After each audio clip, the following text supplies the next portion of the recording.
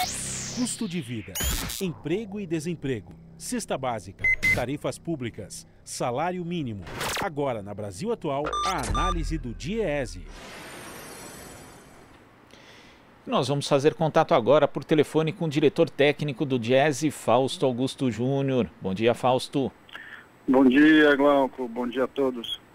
Fausto, o Conselho do FGTS aprovou a proposta do governo Bolsonaro para distribuir 7,5 bilhões entre os trabalhadores cotistas, referentes à parte do lucro do Fundo de Garantia por Tempo de Serviço em 2019. Os valores devem ser depositados até 31 de agosto e, segundo os cálculos, os trabalhadores em média vão receber R$ 45 por conta disso. Não é uma medida absolutamente nova, né? Já foi tomada pelo próprio governo Bolsonaro e antes pelo governo Temer. Como que você vê esse tipo de iniciativa, Fausto?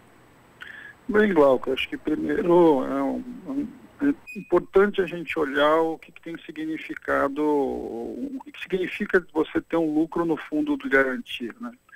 Na prática, nós estamos dizendo que aquele recurso do trabalhador que está investido lá no FGTS, ao ser aplicado nas suas funções, ele reverteu para o próprio fundo um lucro razoável. E esse lucro, uma parte dele agora, vai ser depositado nas contas do próprio trabalhador.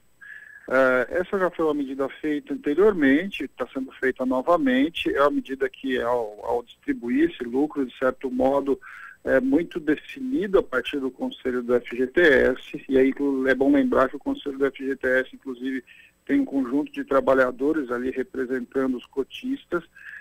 Ele é bastante importante para a gente entender um pouco que neste momento de juros baixos, o quão relevante é um fundo como o FGTS. É interessante a gente olhar que hoje, com juros no patamar que ele está, além de você ter a reposição da inflação, hoje o fundo está rendendo mais até do que a média dos fundos que a gente tem aí no mercado. O que coloca para nós uma boa discussão sobre se o problema do rendimento do FGTS anteriormente, que se dizia que era um rendimento baixo, na prática é um rendimento baixo ou era a taxa de juros no Brasil, que era sempre muito, muito acima do que deveria ser, o que inibia inclusive investimentos, como por exemplo do fundo em relação à casa própria. É bom lembrar, Glauco, que no caso do FGTS, esse é um grande fundo público que tem como função social um investimento em habitação, né? Habitação, saneamento, ou seja, os recursos vinculados ali que estão na Caixa e que de alguma forma financia o Estado para políticas públicas importantes. E isso nos coloca algumas discussões neste momento. Será que esse conjunto de medidas que o governo Bolsonaro tem feito na direção de desconstruir o fundo estão no caminho certo? Acho que essa é uma pergunta que todos nós temos que fazer, uma vez que o Brasil depende muito desses grandes fundos públicos, que é o caso do FGTS e o caso do FAT, para financiar uma parte significativa da sua estrutura.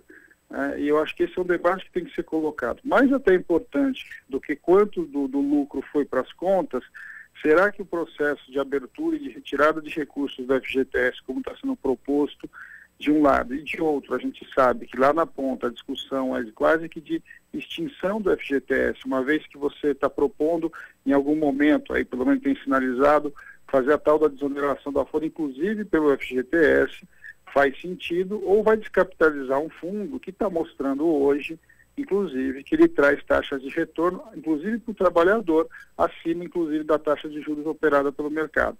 Acho que essa é uma discussão bastante importante que a sociedade precisa fazer, porque o FGTS, de alguma forma, ele é um patrimônio não só dos trabalhadores em geral, mas da sociedade brasileira.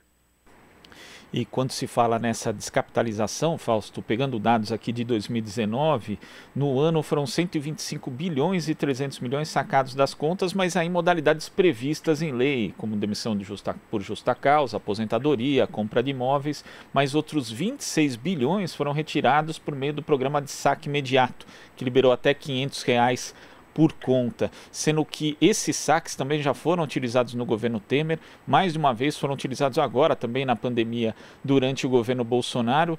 Quer dizer, esse fundo que financia habitação, por exemplo, né, habitação e saneamento, que são aí áreas importantes, não só por conta da sua importância social, mas também porque movimento a economia, o fundo acaba ficando descapitalizado e daqui a pouco o FGTS não vai ter mais função justamente como nesse sentido de mobilizar investimentos públicos. Sem dúvida, Glauco, sem dúvida. Eu acho que esse é o debate que nós temos que fazer. É claro que o fundo ele é uma poupança individual de cada trabalhador, e como poupança individual de cada trabalhador, ele tem ali as regras para que você possa acessá-lo. E normalmente essa regra está vinculada a uma emergência, ou seja, o fato de você ter uma doença grave, ou o fato de você estar ali perdendo o seu emprego. Mas do ponto de vista coletivo, do ponto de vista da sociedade, ele é uma grande poupança pública que financia uma parte importante relacionada à infraestrutura e uma infraestrutura social, que é o caso da habitação. Quando a gente olha para o fundo público, né, no debate que a gente tem, a gente sabe que o Brasil sempre careceu de uma poupança para investimento, né? E nós temos dois grandes fundos que foram criados exatamente para isso, um FGTS e outro FAT. Essas poupanças públicas que dão capacidade para o Estado fazer o investimento necessário, em especial em áreas que sem o aporte do Estado, você dificilmente teria iniciativa privada fazendo esse tipo de investimento.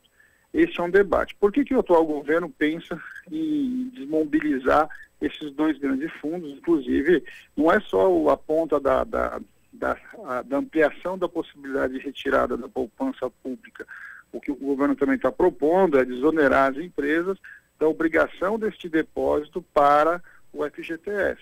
Ou seja, quando você desobriga as empresas, no tal da desoneração da folha que se fala tanto, uma das coisas que você vai fazer é reduzir a entrada do fundo. Ao reduzir a entrada do fundo, na verdade, você vai estar, de um lado, diminuindo essa poupança de segurança, né, esse recurso de seguro que, de certo modo, o trabalhador tem para a sua emergência, mas vai estar também reduzindo essa poupança pública. Ao reduzir a poupança pública, a intenção do governo é discutir com a sociedade ou tentar implementar a visão de que você vai gerar uma nova poupança privada.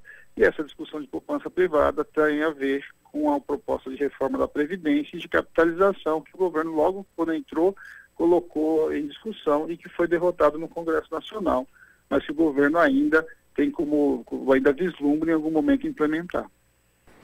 E além dessa desoneração, a gente tem aí mais informalidade no mercado de trabalho e também os salários de admissão dos novos empregos mais baixos do que os salários de demissão, ou seja, entra menos dinheiro para o FGTS e também para a Previdência Social, Fausto.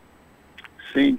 Quando você amplia a informalidade de um lado e de outro, quando você aumenta a taxa de rotatividade do mercado, você tem uma retirada maior desse fundo. Isso é algo que já, do ponto de vista da rotatividade, é algo estrutural, e do ponto de vista ali do crescimento que a gente está assistindo agora, da informalidade, algo que a gente já vem denunciando e já dizendo que precisa ter uma política ativa de formalização há muito tempo. As altas taxas de informalidade do mercado brasileiro reduzem, inclusive, a capacidade do fundo. Mas o que o governo aponta, por exemplo, com a carteira verde e amarelo, e agora com essa discussão da desoneração da folha por meio da reforma tributária, vai além disso. Ele vai, de fato, retirar os recursos que historicamente organizavam o fundo, que historicamente mobilizavam essa grande poupança pública. Tá certo, Fausto. Muito obrigado pela sua participação e até a próxima. Até a próxima. Bom dia a todos. Bom dia. Conversamos aqui com o diretor técnico do Diese, Fausto Augusto Júnior. Você está ouvindo Jornal Brasil Atual. As notícias que os outros não dão.